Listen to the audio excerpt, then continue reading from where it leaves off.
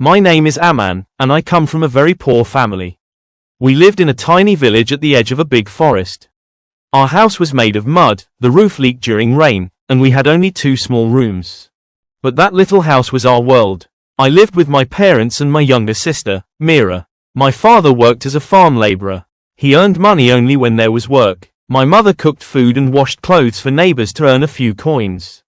Most days, we only had simple food, rice and salt, sometimes a little vegetable if we were lucky.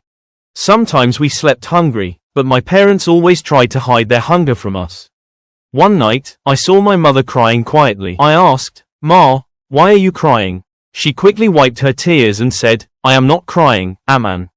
Smoke from the fire hurt my eyes. But I knew she was crying because there was no food left. Our school was far, almost an hour's walk. My sister and I walked barefoot because we had no shoes. Sometimes the ground was hot, sometimes full of sharp stones, but we walked anyway. Many children in our class had bags and books. I only had one notebook that I used for every subject. Still, I loved studying. My teacher, Mrs. Sharma, would often say, "Aman, you are smart. Study hard. One day you will change your family's life." I believed her words. They were the only hope in my heart. One summer, things got even worse. There was no rain for many months. The crops dried. No farmer hired workers, so my father had no job. One evening he came home with his face down. He said, "I walked all day, but nobody needs help. I earned nothing." My mother looked at the empty food pot.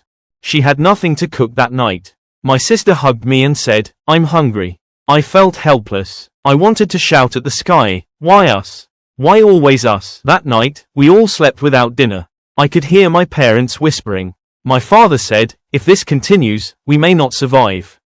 My heart felt like breaking. The next morning, I decided something. I must help. I cannot watch my family suffer. I went to the village market and asked every shop, "Do you have any work? I can sweep. I can carry things." Most people said no. Some laughed at me, "Oh little boy, go play." Finally, an old shopkeeper called me and said, "You can fill water for my shop. I will pay you a little." I started working there after school. My hands ached, but my heart felt light, because I was helping my family. When I brought home my first earnings, my mother hugged me tight. She said, "Aman, you are our little hero." Winter was always harder for us. We had only one thin blanket. At night, we covered ourselves as tightly as we could, but cold winds still entered. My father fell sick due to the cold.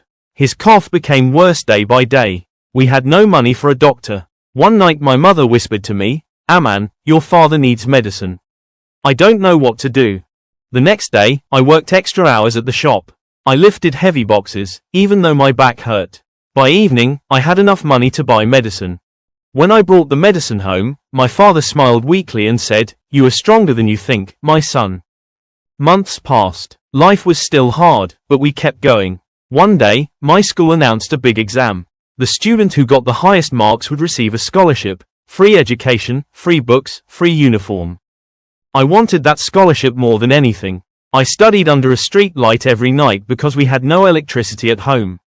Mosquitoes bit my arms, but I did not stop. Sometimes I felt sleepy, but I told myself, "Aman, this is your chance. Don't give up." When the results came, my heart was beating fast. The teacher read the names slowly. Then suddenly she said loudly, "The first prize goes to Aman Kumar." The whole class clapped. My eyes filled with tears. At that moment, I knew life could change. When I reached home, I showed my parents the certificate. My father stood up with difficulty, held my hand, and said, "You have given us hope again." My mother cried. This time, not because of hunger, but because of happiness. With the scholarship, I continued studying. I worked small jobs after school, and slowly, things improved. We fixed our roof. We bought 2 more blankets. My sister got a new dress after many years. My family was still poor, but we had something we didn't have before. One night, as my father slept peacefully and my mother cooked warm food, I looked at them and made a promise to myself. One day, I will make sure my family never has to suffer again. We will not always be poor.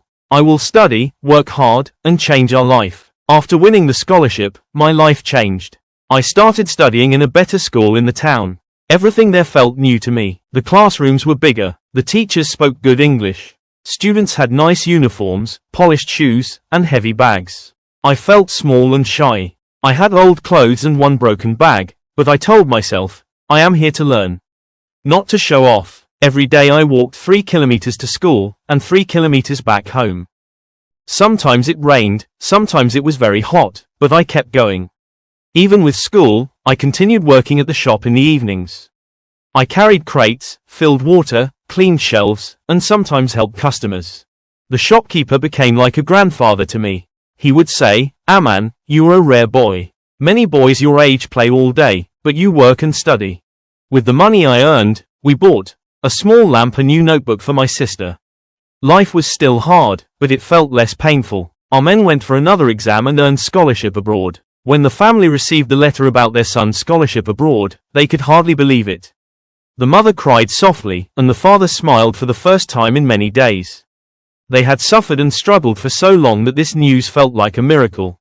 Aman knew how much his parents had given up for him. He remembered the nights with no electricity, the small meals, and his parents working until their backs hurt. So when he left for the airport, he hugged him tightly and promised he would make them proud. On the plane, Aman felt nervous but excited. He looked out the window and thought about everything his family had been through. He decided he would study hard, not just for himself, but for them. Back home, his parents continued their daily work, but now they felt hope. Every message from Aman made them smile. Even though they missed him, they knew he was building a better future. Their house was still small, their life still simple, but their hearts were full. Their son was chasing a dream, and carrying their love with him. When Aman reached the new country, everything felt different, the air, the buildings, even the way people talked.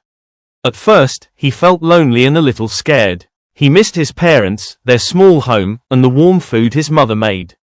But Aman reminded himself why he came. So he worked hard. He woke up early, studied late, and asked for help whenever he didn't understand something. Slowly, things became easier. He made a few friends who showed him around and helped him learn the new language better. Months passed, and Aman's grades became some of the best in his class. His teachers noticed his effort and encouraged him. He even got a small part-time job at the school library, which helped him send a little money back home. His parents were proud every time they received his calls. They saved every message, every picture he sent. They told everyone in the village, our son is studying abroad, and he's doing well. 1 year later, Aman returned home for a short visit. When he arrived, his parents hugged him tightly. He wasn't just their son anymore, he was their hope. Their proof that even a poor family can rise when they stand together. He stayed for some weeks and traveled back. 1 year later, Aman returned home not as the poor boy who left, but as a grown man who had built a future. He surprised his parents with a special gift, a new, comfortable home where they would never have to struggle again.